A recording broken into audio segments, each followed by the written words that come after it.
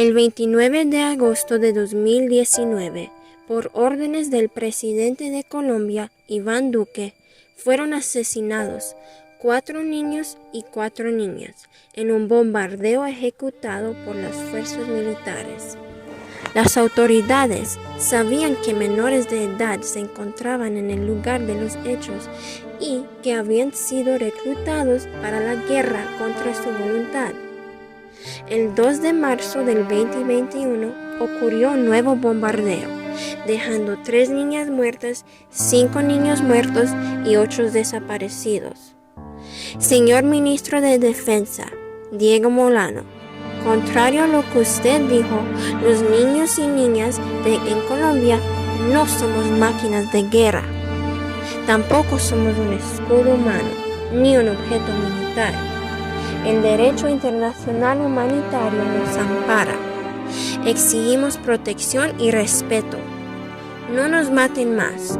No somos máquinas de guerra. Somos víctimas de la guerra. Mi nombre era Dana Lisbeth. Tenía 16 años cuando el ejército colombiano nos bombardeó. Yo no nací para ser máquina de guerra. Era Jonathan. Me gustaba leer, escribir y quería ser escritor. Mi nombre es Wilber Alfredo y el gobierno asesinó mis sueños. Sandra Patricia. Tenía 16 años y soñaba con ser enfermera. Zaira quería ser profesora. Tenía 13 años. El Estado me asesinó. Era John.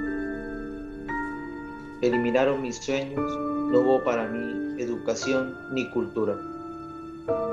Soy Ángela, tenía 12 años de edad, hoy fui masacrada por el gobierno colombiano. Mi nombre era José, 15 años, y era el futuro de Colombia. Sebastián, tenía 16 años y el gobierno colombiano interrumpió mis sueños y ambiciones cuando me asesinó en un bombardeo aéreo en el Guaviare.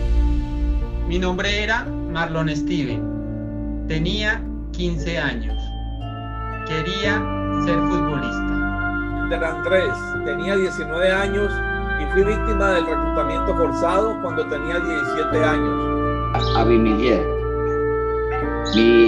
mi sueño era ser agricultor, fui asesinado por el Estado en un bombardeo. Mi nombre era Diana, tenía 16 años. Quería ser maestra y me gustaban las mariposas. La lista de niñas y niños asesinados por la máquina de guerra del Estado continúa.